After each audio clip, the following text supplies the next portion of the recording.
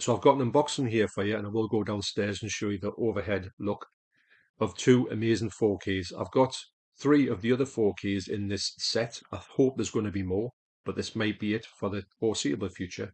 First up, I have 1965's ultra high definition Motorpsycho by Russ Meyer.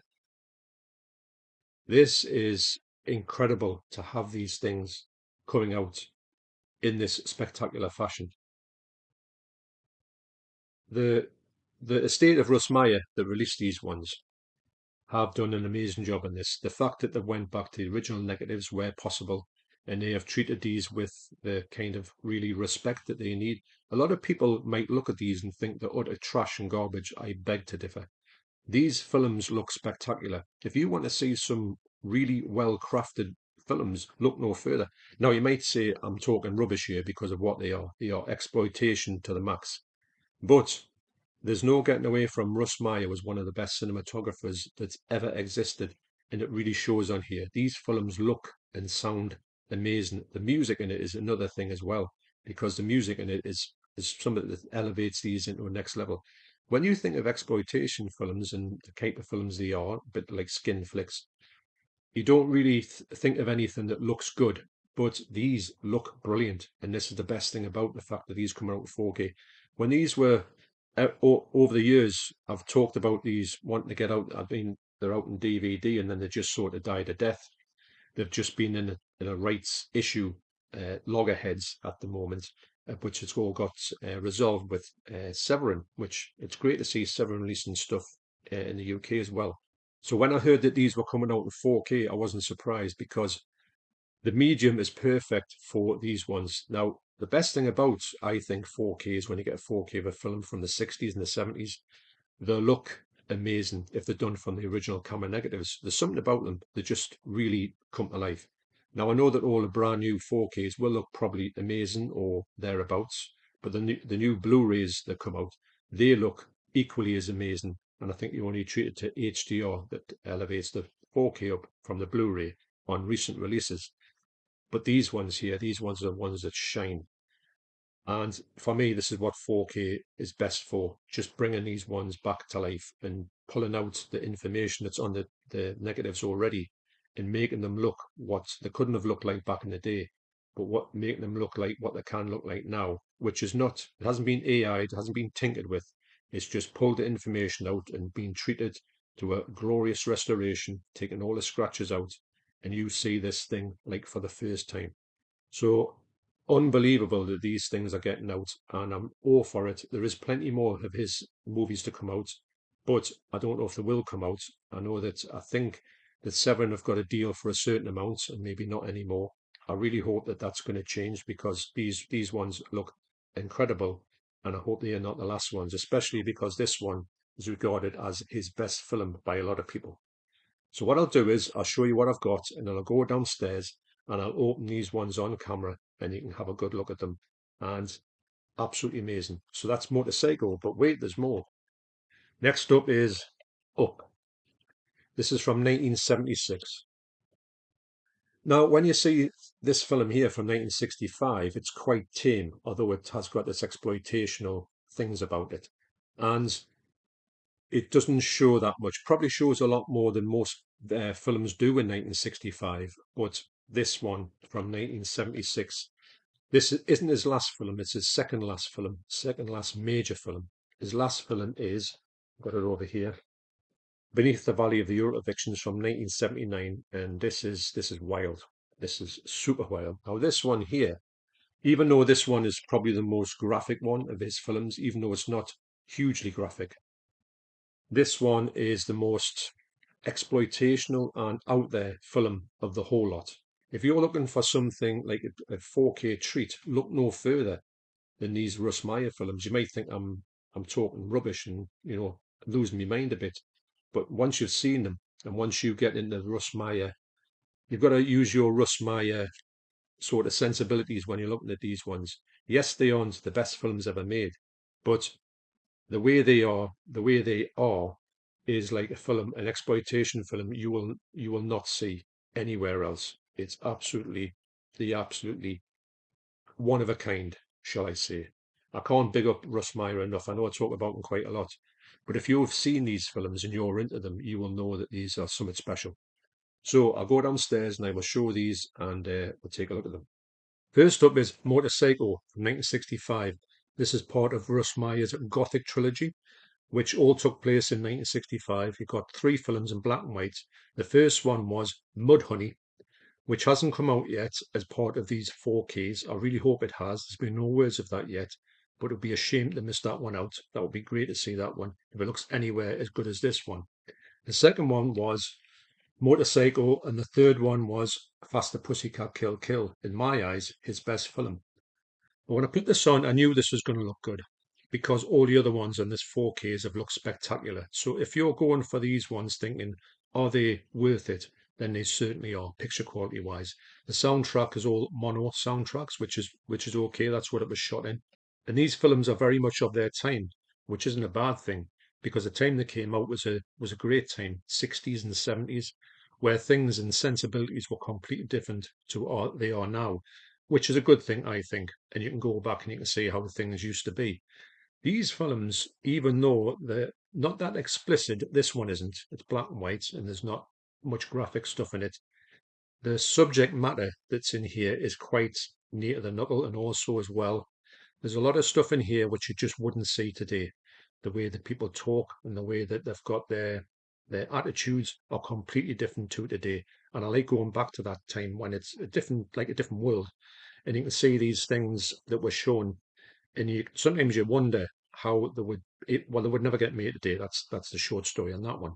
So as I said before, these things coming out in 4K is some of the best news I've ever heard. This is the type of thing I like to see out in 4K, and they are doing a spectacular job. They're not doing any tinkering with it. They're just putting them out. They're getting honest transfers, and they look absolutely stunning. And when I watch the extras on here, there's an extra on here with Haji, and also the main star on here called Alex Russo. They were talking about the fact that this is kind of like the male version of Faster Pussycat Kill Kill, and I thought, yeah, I get that one. And Haji is she's a great actress, I feel, and but it's really exploitational. I'm saying great actress for me. What she does in here is brilliant. Some people might say she can't act, but I beg to differ on that one because I think that she's got a great acting skill, which is great for this type of movie. So Haji in this film and in Faster Pussycat Kill Kill has a really thick French Canadian accent in here. And when she's interviewed in the extras, she's got a really good American accent, which makes me think, did she put this on for this? Because it really looks like that's her proper accent, although she doesn't sound like that when she's talking years later when she's getting interviewed. But I had such a blast with this. It's like a road film. It takes some really interesting slants. Sometimes it comes across a bit like a cowboy, as though it's set in 1965. This gang is quite ruthless, especially this fella here. I was sure that I'd watched this film before, but when I watched it, I couldn't remember any of it. So I'm thinking that I was getting this mixed up with Mudhoney, which I really hope comes out as well, especially from Severin, because the fact that they've released these all and all look the same, I would love them to get and release the other ones there, all the other classics, because I think there's quite a few more. So next up is Up. So these two here couldn't be more different. This is quite tame. It's got some really out there stuff in it, but it's not anything that's anywhere near this film Up. I can't really describe this film. I haven't watched this one yet. I watched it, but a long time ago. And yeah, it defies description. That's the only thing I can say about it. I will have to watch it first before I talk about it properly because the things I've got in my mind from what I remember of this film is things that I couldn't really mention at all. If you want to see something that's absolutely, it's basically everything that you shouldn't talk about or show in a film is on this one. It's so over the top. And wow, I'm just thinking about the things that I'm wanting to talk about, but I know if I did, it would just get immediately flagged up on YouTube. But this is a great film, and of course I put it on, and I thought the other ones look great, the ones in colour, because don't forget Mudhoney is black and white. I think he changed the colour around about 1968, and this it looks absolutely sensational. You cannot believe what you're seeing in this film. Now, when I look at these ones, and I have said this before on this video, that if you think that these are just going to look like trash, think again. These are some of the best looking 4Ks you will ever see in my eyes. The way that Russ Meyer shoots his films is kind of like second to none. They look absolutely sensational. They're all filmed outside in the desert, blue skies. I don't think there's any rain in any of his films that I can really remember, but they're just fantastic to look at. For me personally, these look exceptional on 4K, but the Blu-rays on here, because you get the Blu-rays in here which do have the special features on it, the Blu-rays on here look equally as good. I will say that if you're going to get the Blu-rays only, you will get an absolutely great experience. I'm not going to say you won't. And as I said before, these are some of the best looking 4Ks you will ever get. If you're a fan of this type of film, I urge you to pick them up because they are just something else. So let's have a look through the ones I've got thus far. First up is 1964's Fanny Hill. This is from Vinegar Syndrome. It is paired with The Phantom Gunslinger. This was a bit of a slog, mine, I've got to say. But this one here is absolutely brilliant. It's not as good as the other ones. It doesn't feel too much like a Russ Meyer film because it's slightly different to all his other ones, the ones that you get here, which for me are the better ones. But still enjoyed it. So that's Fanny Hill. Next is 1965's Motorpsycho, which I've just talked about. Really cracking film, this. It's great to see the sort of alternative version of Faster Pussycat Kill Kill, with the men being the kind of the gang. Next up is 1965's Faster Pussycat Kill Kill from Arrow Video. This is an old DVD. Great DVD. It still looks quite good, although I would imagine a 4K this would look absolutely amazing. I do want to watch this one. I will watch this one because I'm going to watch them all in order. It's a shame I've only got it on the DVD, which looks pretty good. I know there's a Blu-ray out there, but I don't really want to pay for a Blu-ray if there's going to be a 4K coming out, which I honestly can't imagine that they would never get. Severin wouldn't get the estate of Russ Meyer and not put this out because this is the one that everybody wants because it's absolutely brilliant. It's got everything in you could want. So that's Faster Pussycat Kill Kill, my personal favourite.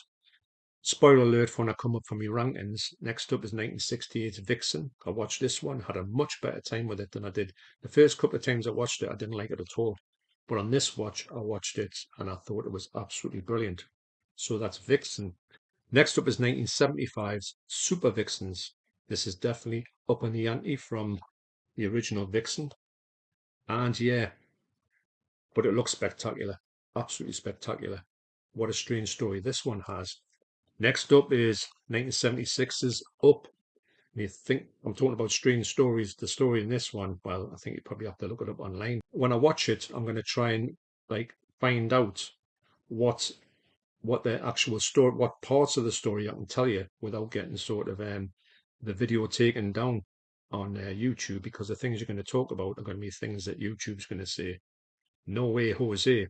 Anyway, so really interested to watch this one, and it looks spectacular as well. So that's Up. Next up is 1979's Beneath the Valley of the Ultra Vixens.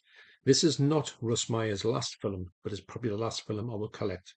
The other ones after this were kind of just not really movies as such. They were kind of just best ofs or talking about a different person, and it's not really, they weren't really films, that's what I'm saying.